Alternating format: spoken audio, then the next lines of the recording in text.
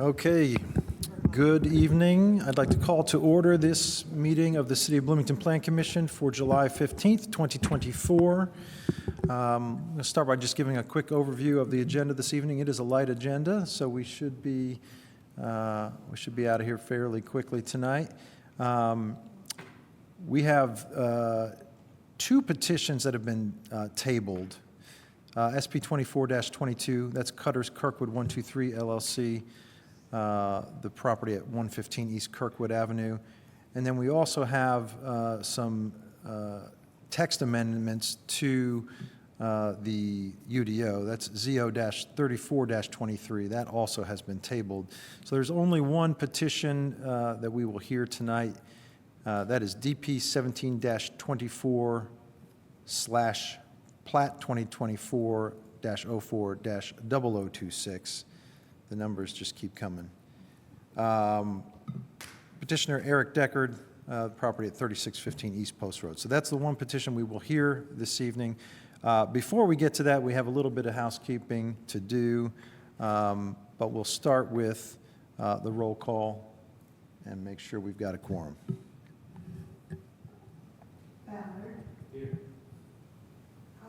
Here. Korodke. Here. Kinsey. Here. Copper. Here. Smith. Here. Stossberg. Here. Whistler. Here. All right, seeing that we do have a quorum, we will proceed. The first item we need to take care of here is minutes. I believe we have minutes from the June 10th, 2024 meeting. Are there any questions or corrections to those minutes? If not, do we have a motion to approve those minutes? I'll motion to approve the June 10th minutes. All right, motioned and seconded.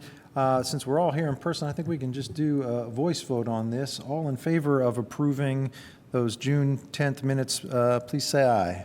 Aye. Any opposed? All right, those minutes are approved. We will move on now to reports, resolutions, and communications.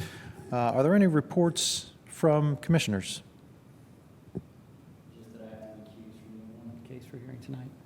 Okay, That's the only report I got. all right. Anyone else? All right, any reports from staff? Scanlon Development Services Manager. The only thing I wanted to report and check in with you all is that we are planning to have Plan Commission lunch this Thursday. So there were some items that Commissioner Korodke had asked about related to relationship with Tree Commission, so we may talk about that a bit, depending on how many of you are able to attend, and then also preview some text amendments that we'll be bringing forward next month.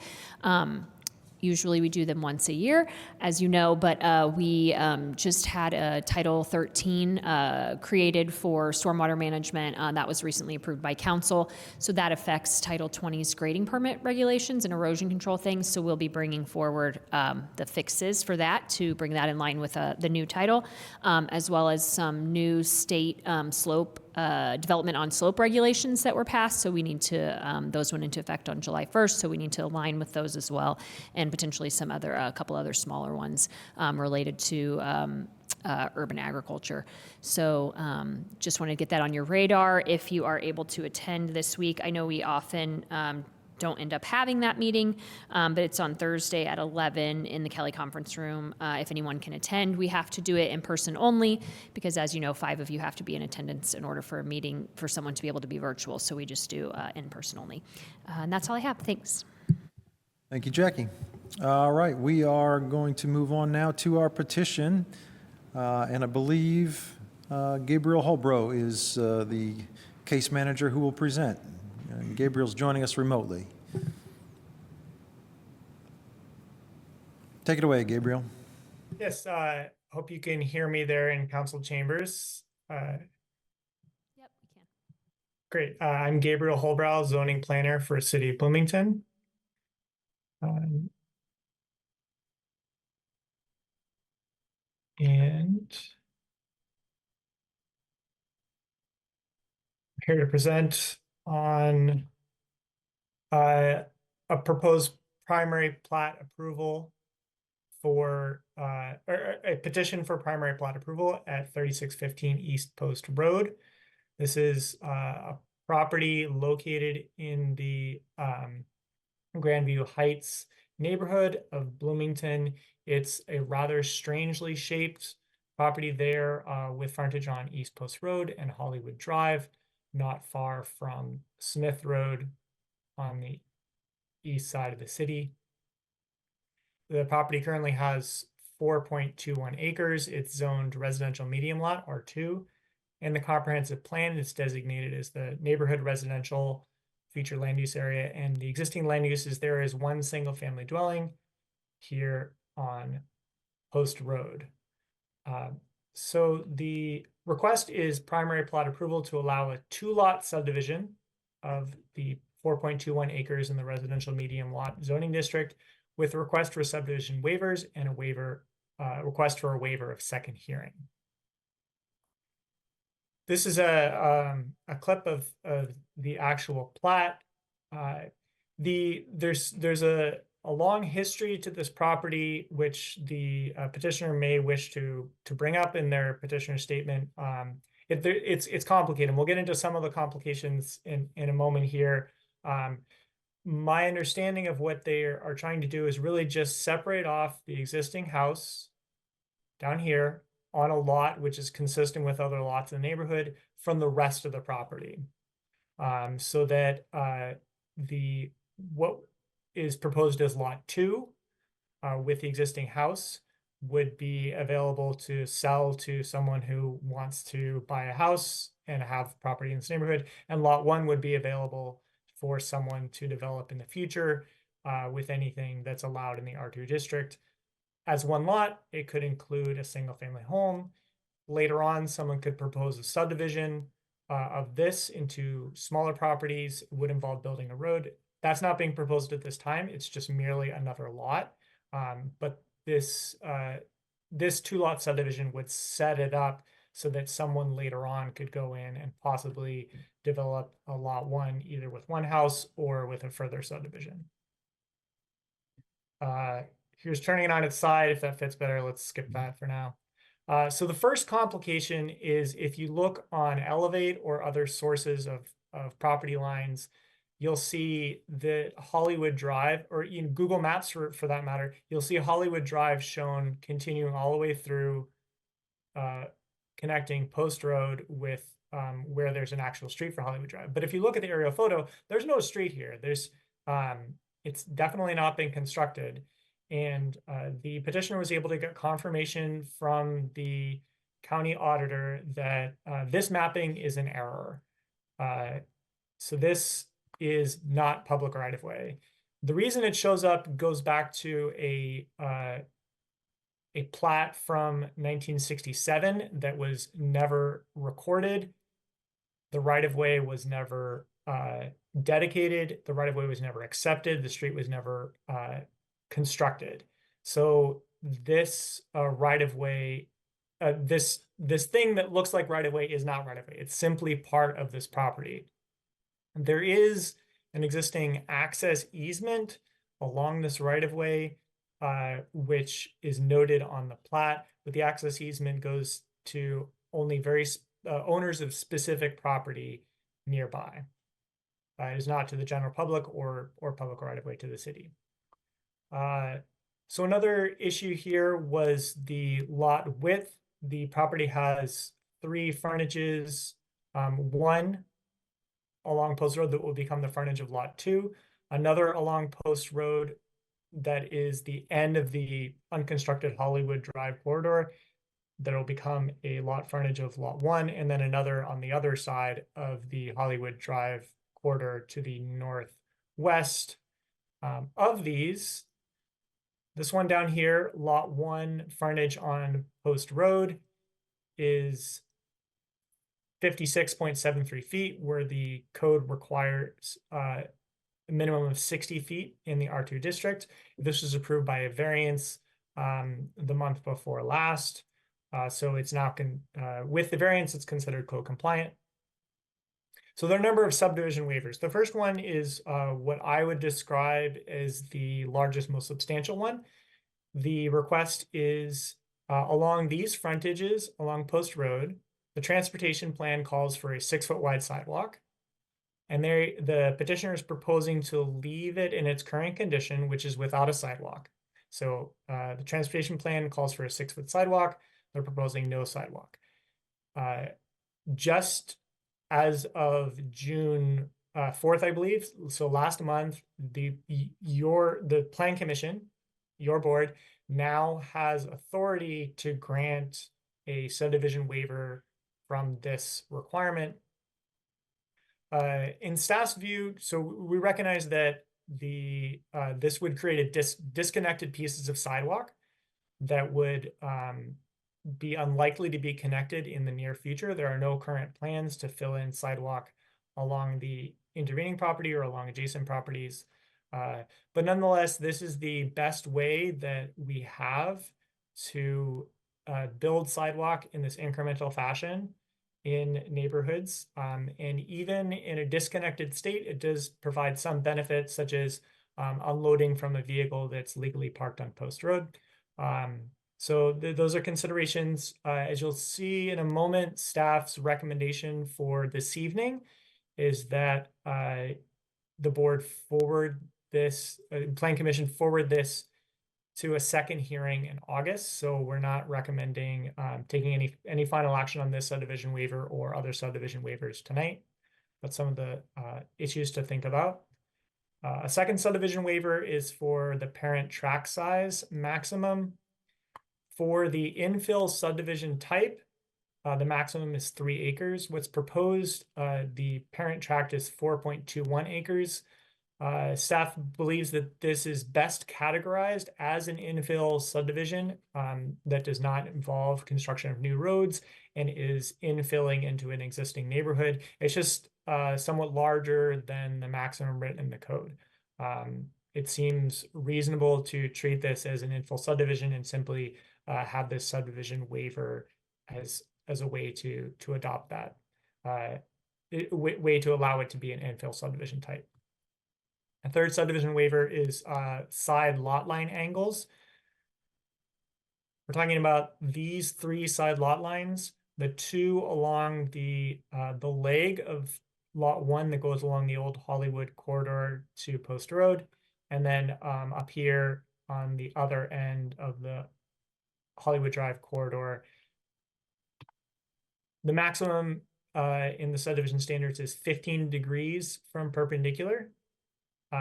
So ideally, side lot lines would be perpendicular to the right-of-way, but acknowledging that there can be circumstances where the road bends or something, up to 15 degrees from perpendicular is the standard. What's proposed is 30 degrees down here, approximately 30 degrees down here on Post Road, and approximately 90 degrees really parallel to the road up here. These are existing conditions of the property. It would not be possible to change these without acquiring additional property. They are already existing. There's no provision in subdivisions for allowing pre-existing nonconformities like this to continue, so it would require a subdivision waiver, but it is something that's been there. It's not proposed to change. It's not making anything worse.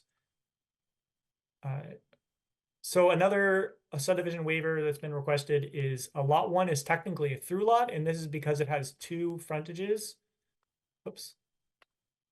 2 frontages on opposite sides of the property, 1 frontage down here on Post Road, and a second frontage up here where Hollywood Drive comes in, and the public right-of-way of Hollywood Drive dead ends. So it technically meets the definition of through lot. It's not...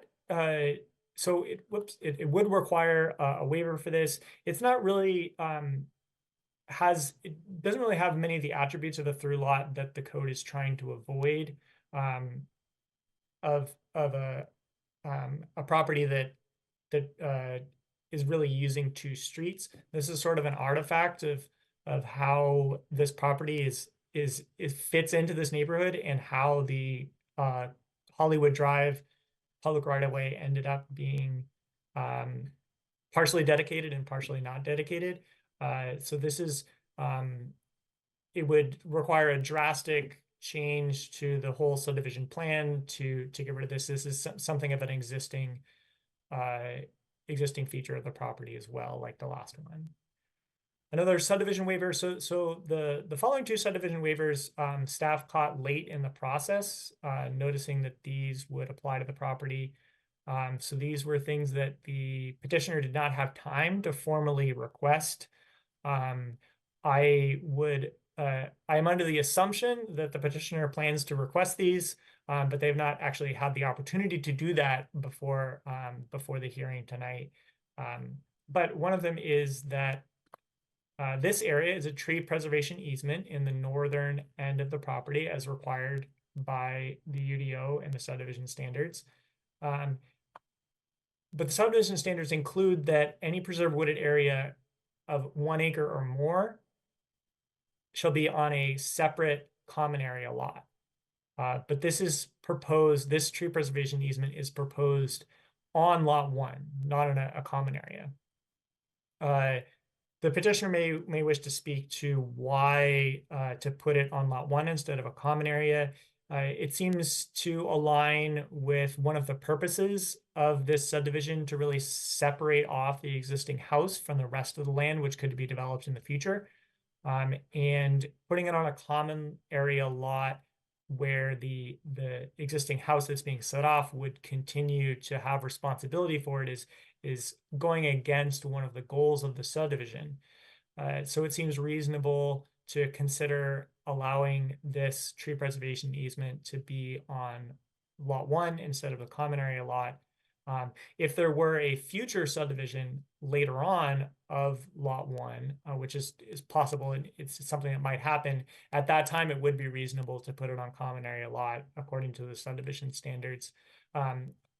One of the reasons to put preservation easements like this or conservancy easements on common area lot instead of on the individual lots is just to make it extremely clear that it's not buildable area. It's not, if someone purchases lot 1, they do not have a right to do anything at all.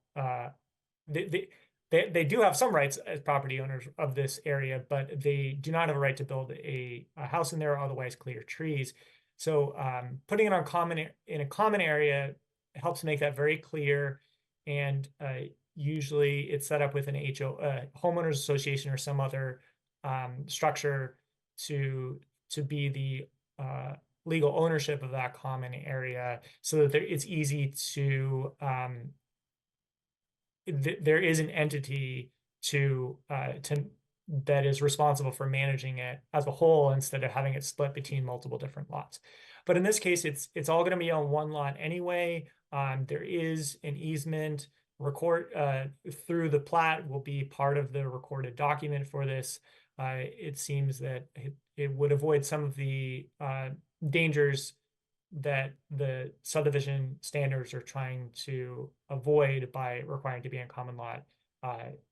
It seems that some of those fears might not, it might be okay even on lot 1. So some of the considerations for that.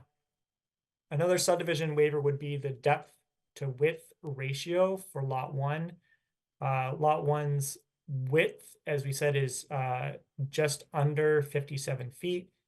The depth is more than 700 feet for a depth to width ratio of more than 13 to 1, whereas the maximum in the subdivision standards is 4 to 1. The depth to width ratio is changing a little bit because the property currently has a longer frontage in front of the existing house, but it's currently deeper than 4 to 1, and it will lot 1 after the subdivision would be deeper than lot 1. Would be deeper than the 4 to 1 ratio as well. The ratio will be changing, but this is something that's an existing feature of the property, and would continue. Really, the only way to get around this and have depth to width ratios of no more than 4 to 1 would be to construct the Hollywood Drive corridor, which may happen in the future. but is not proposed with this subdivision. That's some of the issues, but there are a few unresolved issues as of this evening. One is that references for existing easements and standards for the newly created easements are not yet clearly explained in the proposed plat. This is type of thing that does need to be cleaned up, and it becomes very important before recording. But the easements in generally in principle are all shown. They are all the standards for them are all written on the plat. So it's so they have all the right categories. It's just that it's not quite clear as it should be. Another issue is that a drainage report and a drainage plan and proposals for utility easements are still under review by CBU, City Bloomington Utilities.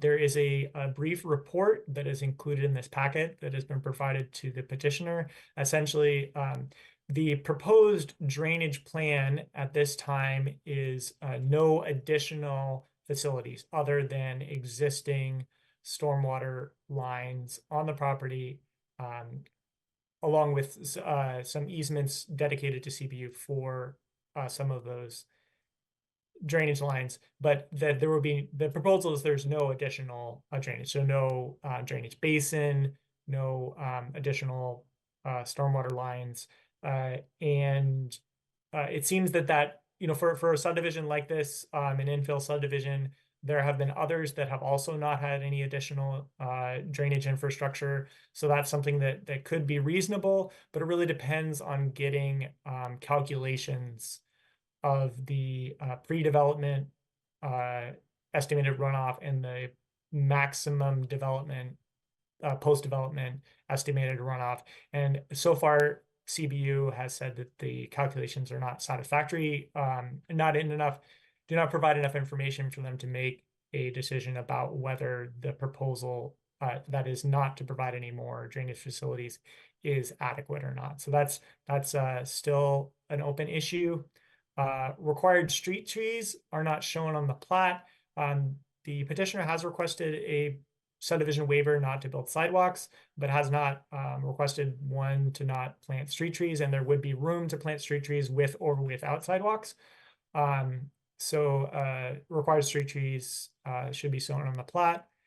And these, the two further subdivision waivers that would be necessary, the depth to width ratio and not having a common area lot, the petitioner hasn't had an opportunity to formally request those.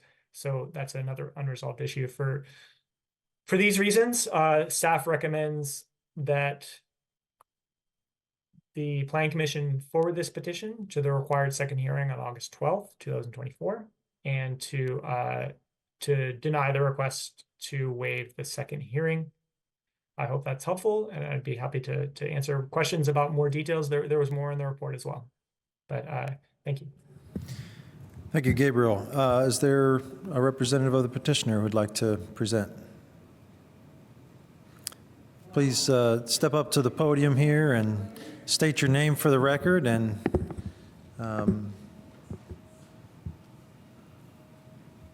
you'll have up to 20 minutes.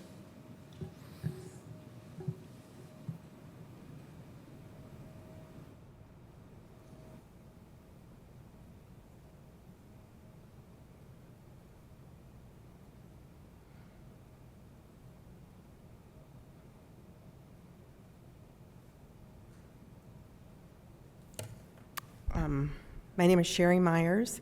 Live at 3615 East Post Road that we're talking about. We've lived there since 2015. Before that, we lived up on a very tall hill on Kirk Creek Road, if some of you are probably familiar with that. We built a big house up there. It was for Grandma and our daughter and grandson and us, and it was great. And we had the most wonderful dog in the world, but Grandma died and the kid went to college and we rattled around. So we had to sell that house, and when we did, it was during the period of time that my son was dying. He had glioblastoma, and so buying another house was bottom of the list. You know, I mean, we just had to have a place to move. And so this was one of the few places that we saw that would, plus I love old houses. It's 200 years old. So it's gorgeous. I knew it was going to be just a huge ordeal to redo it. It wasn't. It was hardly habitable at the time. It was still on a septic system, and, you know, it was just awful. But we bought it, and the Monday after my son's funeral, you know, if you've ever had a child die, you're like, what would make me get up in the morning? I had 5 construction workers there at 8 o'clock. I had to be up by 7:30, no later than 7:30 every day for the next 3 months. And so that was a wonderful thing in that, you know, I had a purpose. I had to get up and let these guys in, and they were so wonderful. They were young men, and they'd carry my groceries in. When they found out my son had just died, they were just so sweet. So it was a nightmare house. Wasn't thinking about the land at all. It's like, okay, we had 10 acres in the country, so to say we're going to have 4 acres in the city, that'll be easy to get rid of. We don't want 4 acres. You know, what do we need that acreage for? I'll worry about it later. We'll get the house done, think about the land later. So then when we started thinking about the land, I came down and I talked to, wow, I think his name was Eric at that time. Said, nope, that land can never be built on. Okay, so we'll sell it to the neighbors. Can't do that. Okay, I can't do that. So I waited, and another year I go down and I talk to him or somebody else, and he's like, you know, I think you could sell it to the neighbors. Okay, we're getting someplace. So then I have to find a surveyor, and there's Eric. Well, I'm not going to tell the story, but one of the neighbors that wanted to buy the land was so hateful that I'm like, you know what, we're not doing it. We're just, I can't do this after everything I've been through. I can't deal with mean neighbors. And so he wasn't a close neighbor, but he was nevertheless difficult. So we shelved that for a couple of years, and we've still got all this land, and we don't know what to do with it. And so I come down again, and I say, what do you think? Can we build on this land? And at this time, I'm told, yeah, I think you could. I don't want to build on it. I just want to sell it so somebody else can build on it maybe. But at that point, we couldn't even, you know, we'd been told we couldn't sell it. Yeah, you can sell it to be developed. Okay, so I start looking into selling it to be developed, and I'm told, you don't have access to it. It's landlocked. It's landlocked, okay? So you saw the 2 areas that, so after 2 title companies and 2 attorneys, they finally figured out that what we had to do to get access to the land going back into that land, the area that could be a street or an access road, we had to go to all of the heirs of the original owner of this 200-year-old house, which was, he'd bought it in 1950, so it wasn't all the way back 200 years, thank the Lord. But go back to 1950 and find these heirs, which we did. I did, pretty much. One of them is in Oregon. He's the one that sold us the house. And there were like 5 papers, 5 different documents that had to be signed and notarized. And so then I find the other 2 who don't live very far from me, but these 3 don't get along. And so, you know, for over a year I'm dealing with all of this. And the attorney, for some reason, there were mistakes on these documents that had to be signed and re-signed and notarized about 5 times.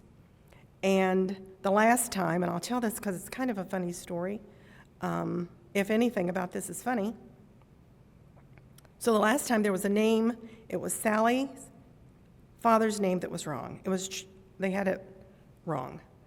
And so the attorney said, you've got to have that changed. They have to change this. They'd already signed these documents and notarized them for me 4 times, and now I have to go back. And if I was them, I would have said, we're done, lady. We've done everything we can do to help you out. Sorry for your luck.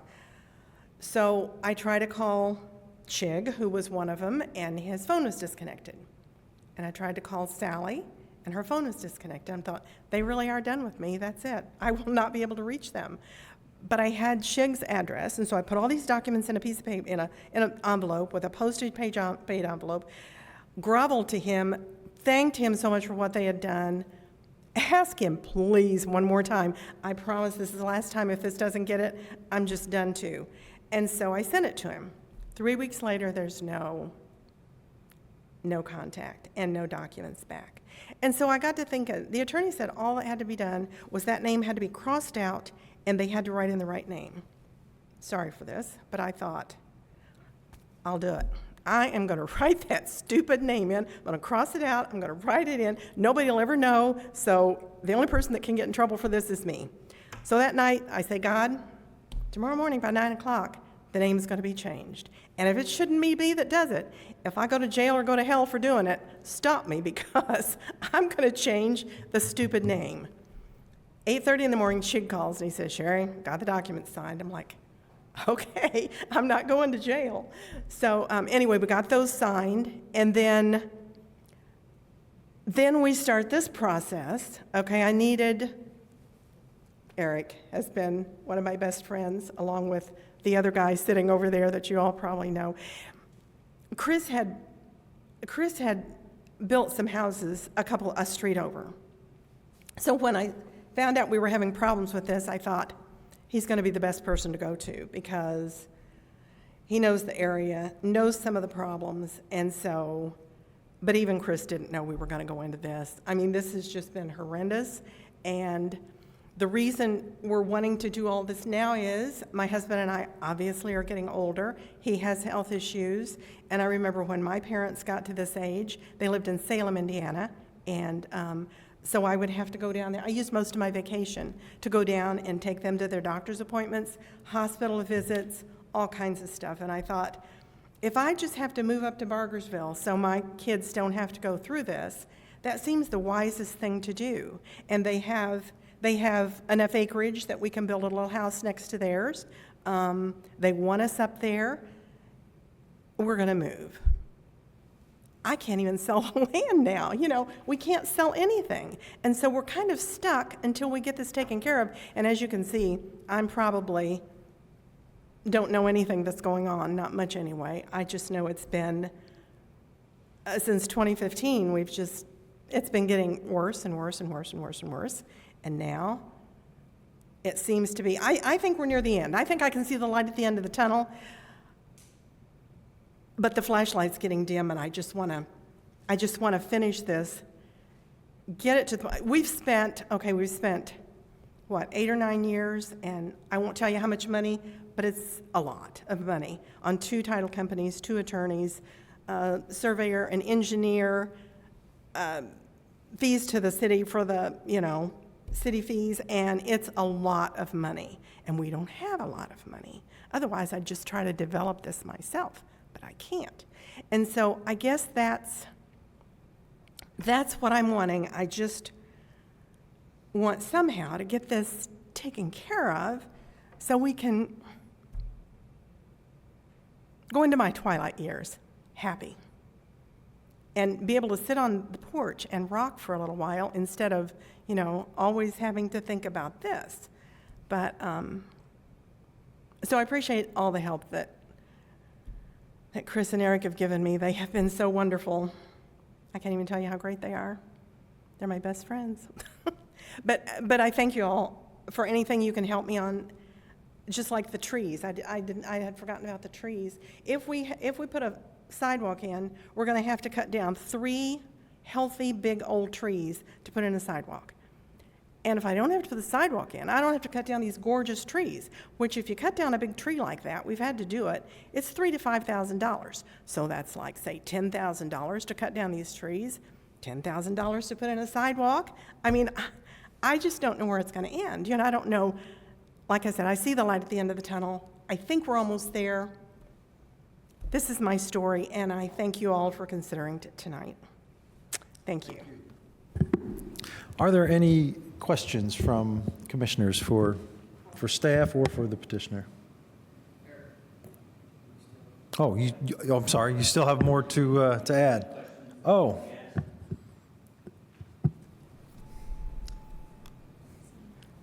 Gotcha. If you would just state your name for the record. Hi, I'm Eric Deckard with Deckard Land Surveying. I'm here representing the petitioner here this afternoon.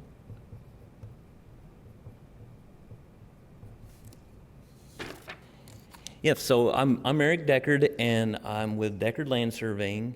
I've been in business since 1999.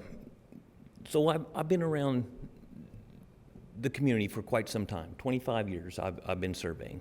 And I'm going to say that this has been somewhat of a challenge to get through this process. Sherry has been a real trooper at getting through her hurdles, and we're stepping into it now just wanting to be able to kind of clean up title. Not kind of clean up title, we want to clean up the title. We want her to be able to have her house, have it on its own separate parcel, and be able to sell the remaining lot that she doesn't want to necessarily take care of for the rest of her life.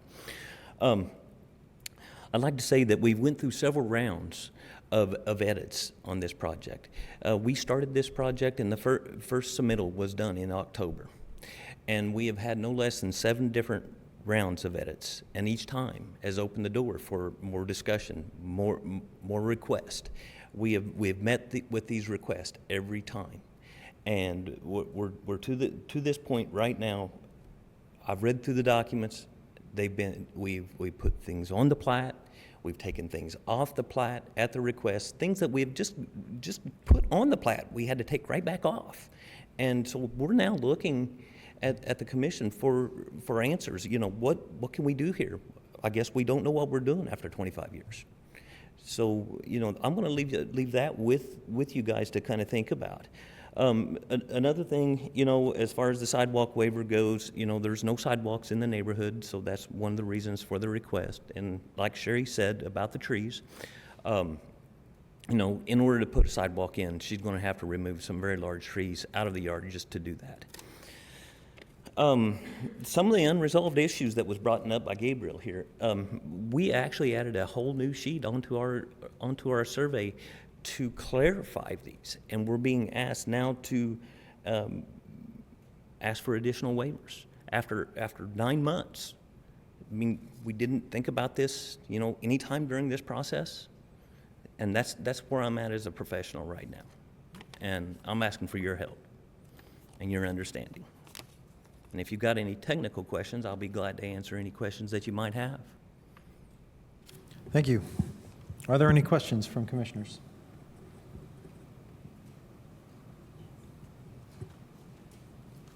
Do you have some? Yeah, Commissioner Kinsey, go ahead. Thank you for explaining what it sounds indeed like a very complicated piece of land. And I guess I have some really pretty basic questions, and I appreciate the long story of your ownership of it for the Myers perspective.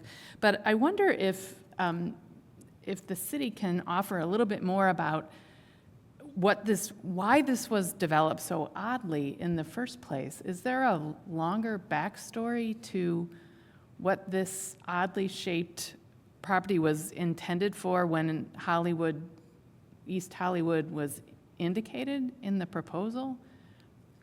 It is very odd. So, I mean, I don't know if anyone who can answer this question, please.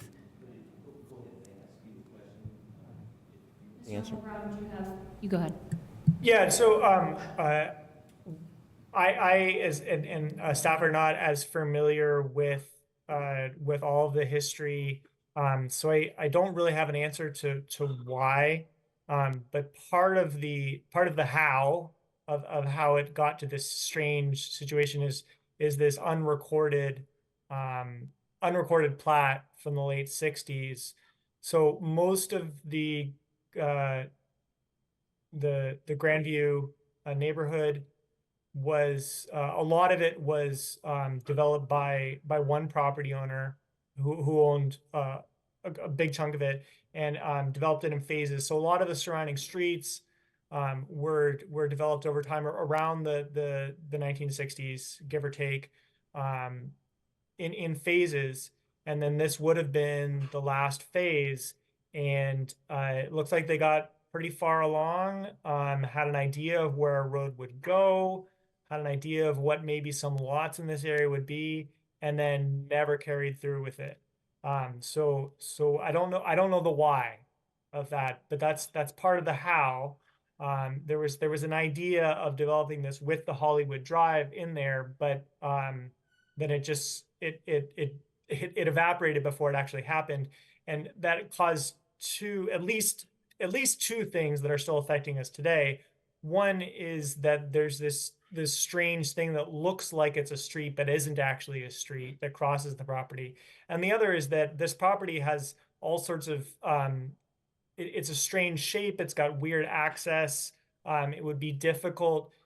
Frankly, it's very difficult to develop this remainder property without constructing Hollywood Drive. That's probably the only way that this will end up being developed in the future is if someone builds Hollywood Drive and dedicates it as a public street. But that's not what the petitioner is interested in doing at this time. And it's a really challenging piece of property with a lot of unique things. So I don't know the why, but hopefully that explains a little bit of the how. One other question that's a procedural question, and that's about, in the report, it indicates that this proposal on page 5 could go to the Plat or the Plan Commission. And I wonder what, and this is partly a staff question too, what makes a proposal, any sort of petition, go to one or the other? I don't know if I've ever really thought about this. You know, having served on the Plat Commission, I know what we see, and this sounds like something we might see at a Plat Commission level proposal, but I saw in the report it actually indicates that it could go to either, and I don't know if I've ever really thought about that as an either kind of thing. Yeah, so that is usually a department decision, and the things we try to weigh are like complexity, or sometimes it's a little bit, so because this is such an odd piece of property, and subdividing it will leave a large piece of vacant, weird property, we kind of wanted to bring it here for more visibility. Occasionally, if things are more technical as far as like a roadway alignment or something like that, we might take that to Plat, because there are the professional engineers on that group. So we just kind of weigh what the discussion points will be for each, or how complicated they are, and then the department decides which to send it to. And yeah, so that's why we decided to bring it here, because it is very odd and confusing and kind of complicated and has a lot of issues that we thought might be better to kind of air more publicly for, you know, those people that live around there if they wanted to be here. And If I can also add, Yes, Heidi. another factor here is that only the Plan Commission has authority to grant subdivision waivers. So if this were to go to the Plat Committee, which, you know, in some ways this is really, it would fit well with the Plat Committee. Some of the easement stuff is very technical, and it's only 2 lots, but to change the subdivision proposal to not require any subdivision waivers at all that's too much of a challenge. It's just not possible, frankly. So because they're asking for subdivision waivers, only the commission has authority to grant waivers, whereas the Plat Committee doesn't have the authority to grant the waiver. So that was another factor in this particular case to bring it to the full commission.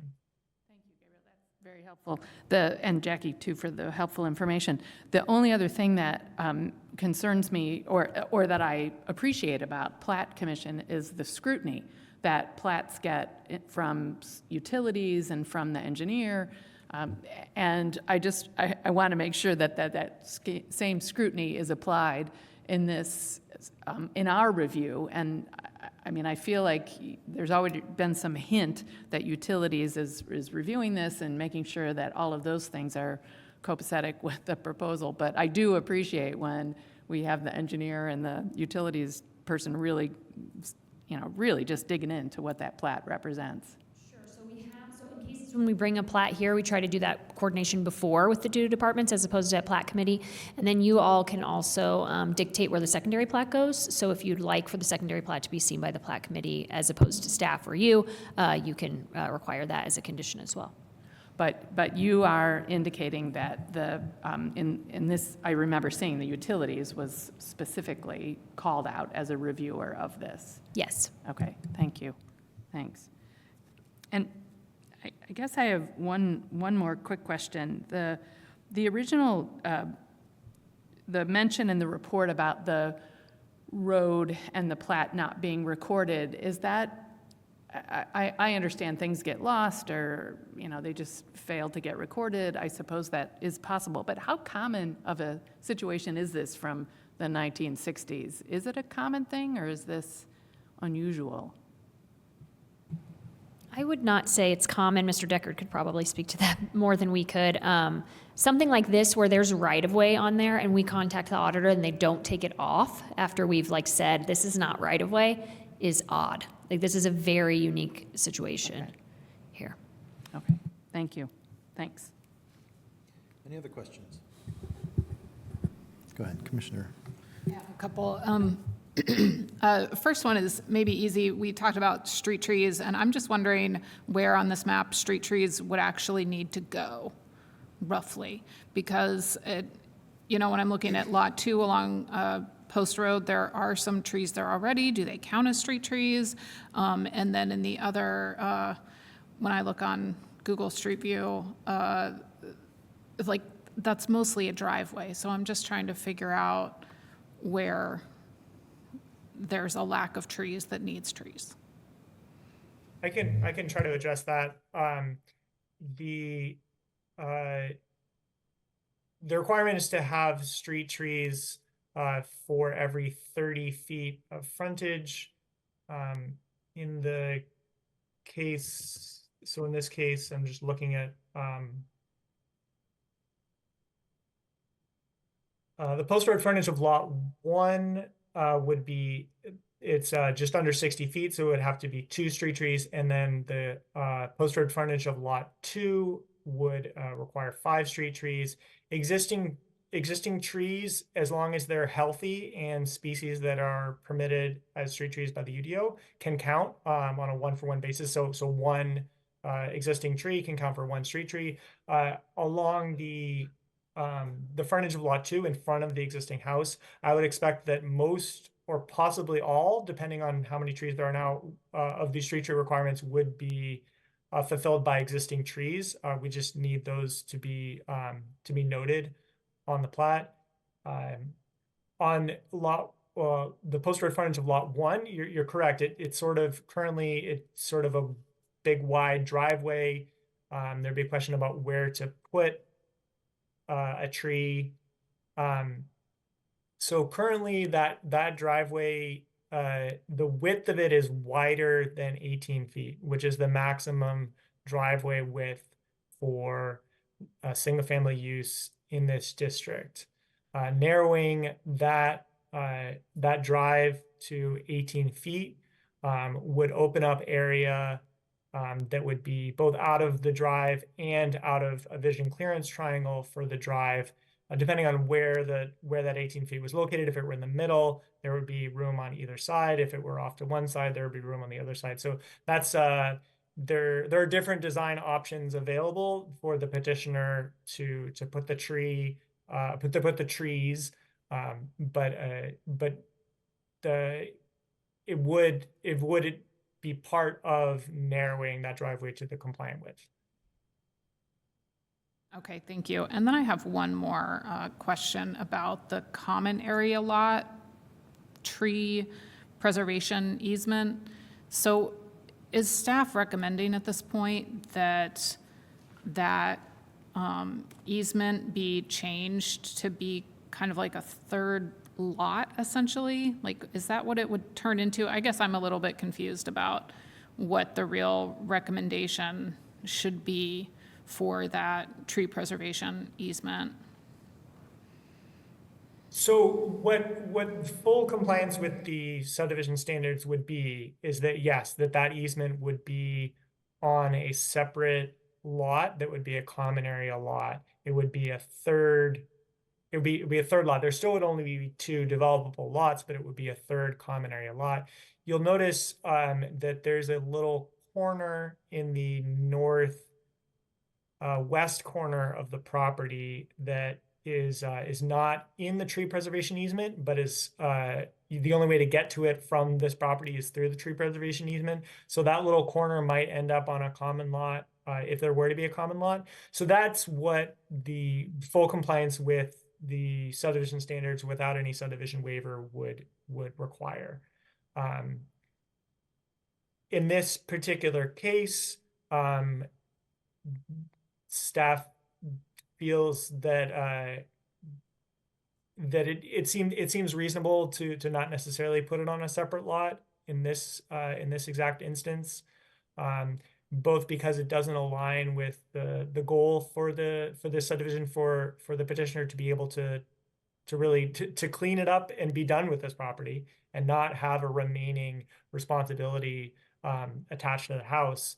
And then also that some things we might be worried about if it's not put in a common area are less likely to be worries in this particular situation.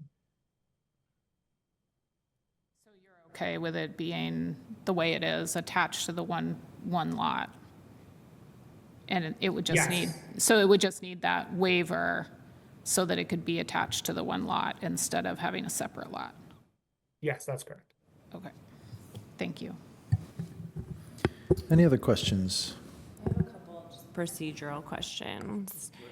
So first, if there were to be a waiver of a second hearing, I'm assuming that because the 2 additional subdivision waivers that are going to be required, there would still have to be another meeting to discuss those 2? Is that correct? No, I think we've got the authority to approve them, to approve the waivers and waive the second hearing. We could do that tonight if that's what we decided to do. I think the request was that from staff was that we continue this forward this to the second hearing so that there's additional time for more information to come back from CBU and get the plat updated to show the street trees and so forth. Is that correct, Gabriel? Yeah, that's exactly what staff recommendation is. I would say procedurally, if you are interested in having final decision tonight, I would simply just to dot I's and cross T's, ask the petitioner to go to the microphone and state that they are requesting those subdivision waivers, just to fill that procedure. However, because of this and because of the drainage plan and some of the other issues, staff's recommendation is to forward it to the second hearing and not take final action tonight. Okay. I think that's all my questions then for now. All right. One quick question, just for staff. If we grant the waiver for the sidewalks, that means there's not only there's no construction, there's no right-of-way, there's no nothing on the sidewalk. So let's say, just hypothetically, in the future, the city council sidewalk committee, somebody wants to come in and put sidewalks in this area. There's not really a way for us to take the right-of-way now and waive construction of the sidewalk. We will get the right-of-way dedication that's required by code. They just won't have to put sidewalk Okay, in so it. so that the right-of-way will be dedicated? Yes. Even with this waiver? Correct. Okay, excellent. Thank you. I also wanted to address that in granting the waiver, you can grant reasonable conditions that are related to the needs of the property. And if you granted a waiver from the requirement to build a sidewalk, you could structure it similarly to a determinate sidewalk variance, meaning that they do not have to construct the sidewalks at this time, but that there would be a recorded zoning commitment stating that, if the city ever came through to build sidewalks on the whole street, that the property owner at that time would have to fund those portions of the sidewalks or something like that. So that's, as an example, that's it's not simply a approve, deny. There's also approve with conditions if the commission felt like that was something important to put in there. Thanks. All right, any other questions from commissioners? Again, just a procedural question. If something were to be approved tonight, a second hearing were to be waived, does the fact that the drainage plan and utility easements, if those were not approved, does that mean even if the plat were approved, it's sort of mute at that point because there's no utility and drainage easement or plan I think that's a question for Jackie. or I, Gabriel? if I could start on that, and hopefully Jackie can fill in as well. In order to approve the primary plat, one of the subdivision standards that you have to say it meets is that it provides adequate drainage. So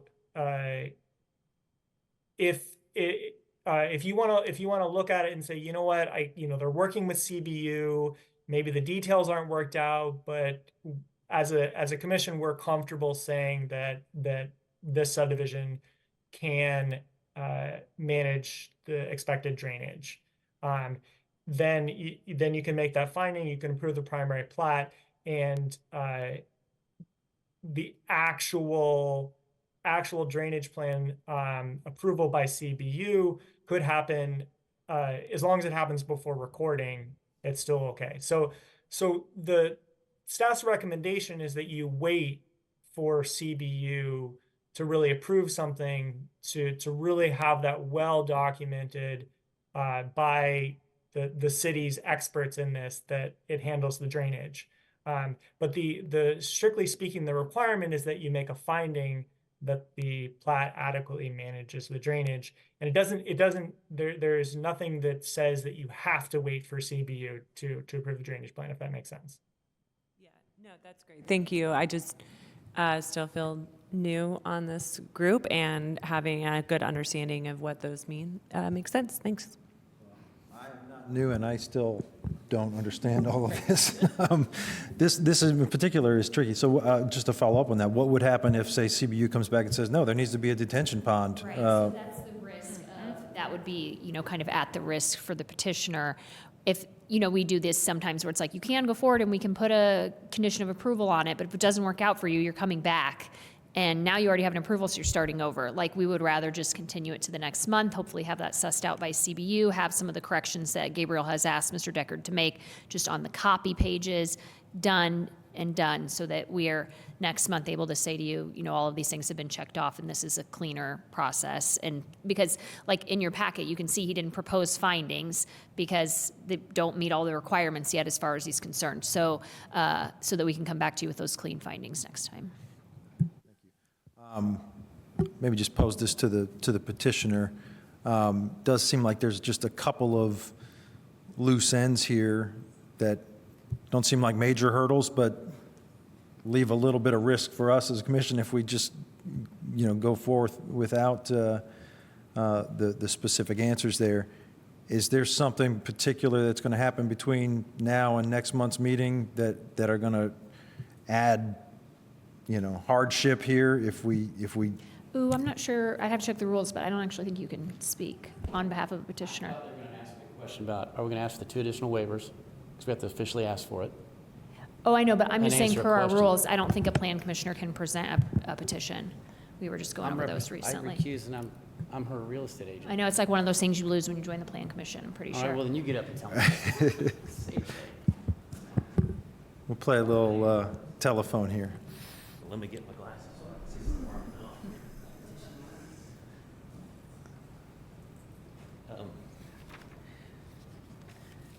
So my client would be fine with, making this subject to conditions. We've been working pretty tightly hand in hand with the utilities department. I think we pretty much hashed out what the utilities department is going to want for easements, water lines, sewer lines, storm sewer, et cetera. There was some unanswered questions there with respect to the drainage. Just a little bit of background on the piece of property, and we're talking about the northern portion that is mostly in the tree preservation. If you've not been to the site, you'll know that it's really just a large canyon area right there. There's storm sewer that is currently dumping into that area, and we're looking at pretty minor modifications. If we're looking at anything, we're looking at adding just one house. City has already got a storm sewer going into this I'm going to say canyon, but we would be willing to work with them with respect to the drainage calculations. So I guess my question is, if we were to waive the second hearing, That would mean us saying, we believe that the drainage is taken care of, even though we don't have the advice of our experts on that.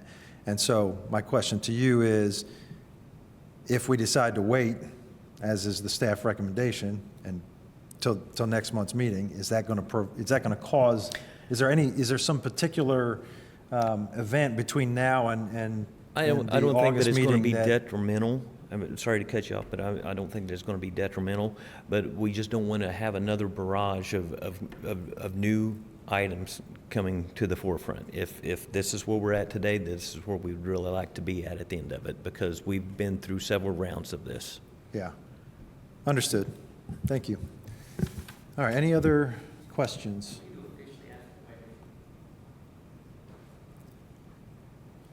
I think only Yeah. if we're not going to waive the second hearing. I think if we waive the second hearing, or if we continue it to a second hearing, then I think between now and the second hearing, then those waivers can be officially applied for. Is that correct, Ms. No, I think, Scanlon? yeah, so Yeah. we would be approving those waivers, right? And I think the question is simply, do we have enough information to approve those tonight, or do we need to wait till our next hearing, have something back from CBU in order to be comfortable approving those? Well, I think he's also talking about the two waivers that they've not technically applied for. Is that right? Yes, although the easiest way to resolve that would be if the petitioner could supplement the statement to officially request those. But, you know, if you wanted to resolve that here by having them request those from the mic, I think that would also be adequate.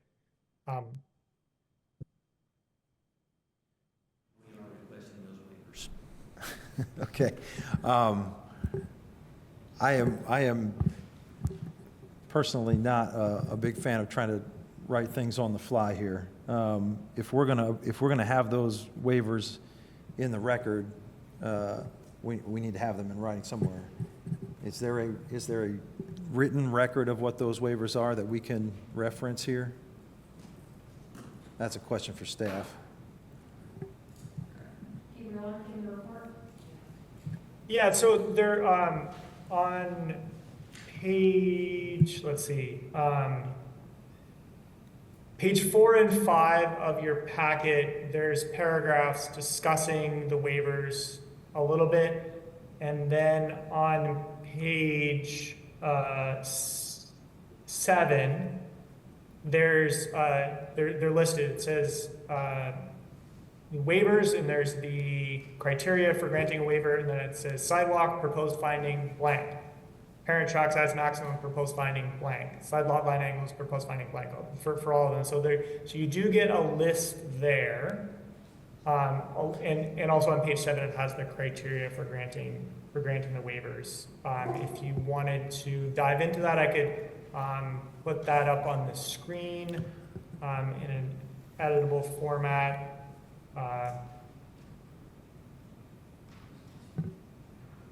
So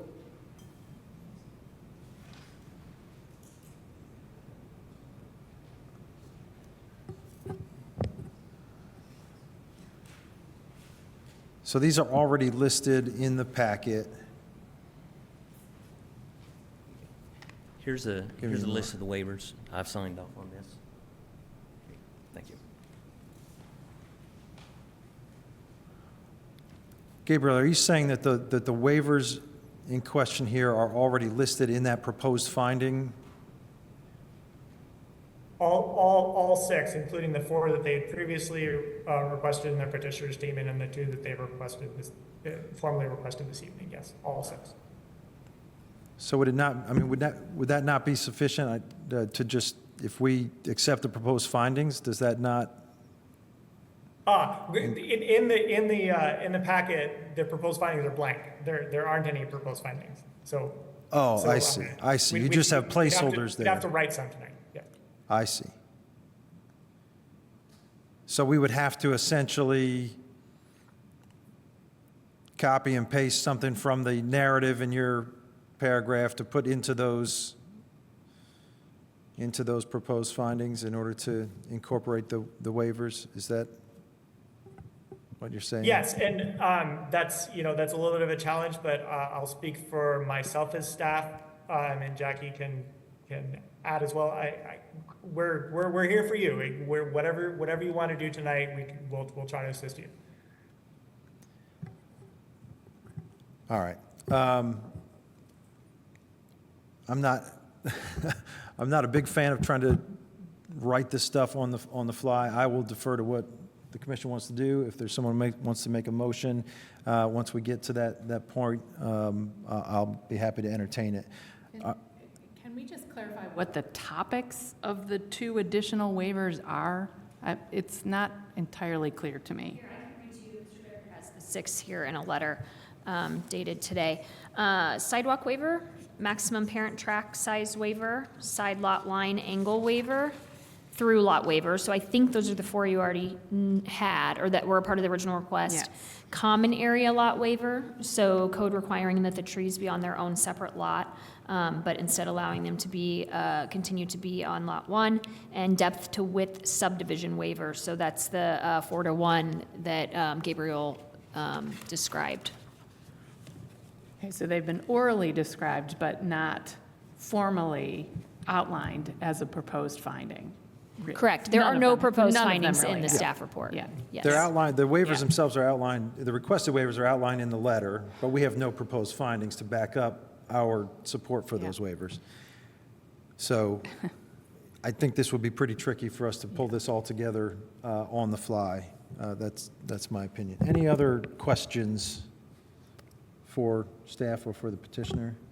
I also think it would, waiting would also preserve and allow the actual trees to be noted. So I'm making a comment, I'm not asking a question, and that's not really this isn't the right time to do that. But I do have some concerns about indicating the trees that exist in this property and making sure that the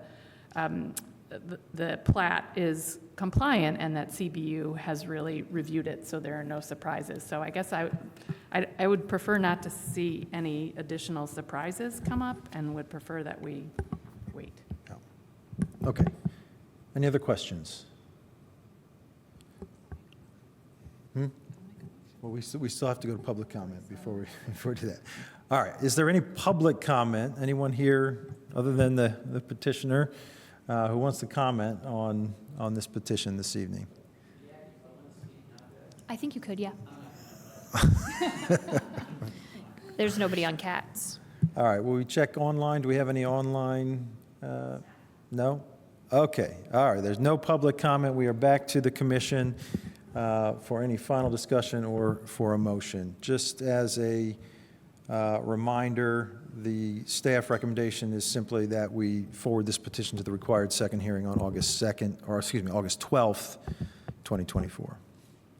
Motion to forward this petition to the required second hearing on August 12th due to the lack of information, complete information, and the desire to make sure that this plat is handled appropriately, as it wasn't in the very early years of the 60s. So.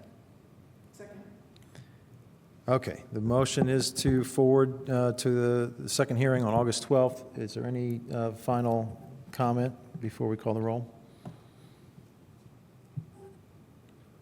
No. I'll just say thank you for your patience.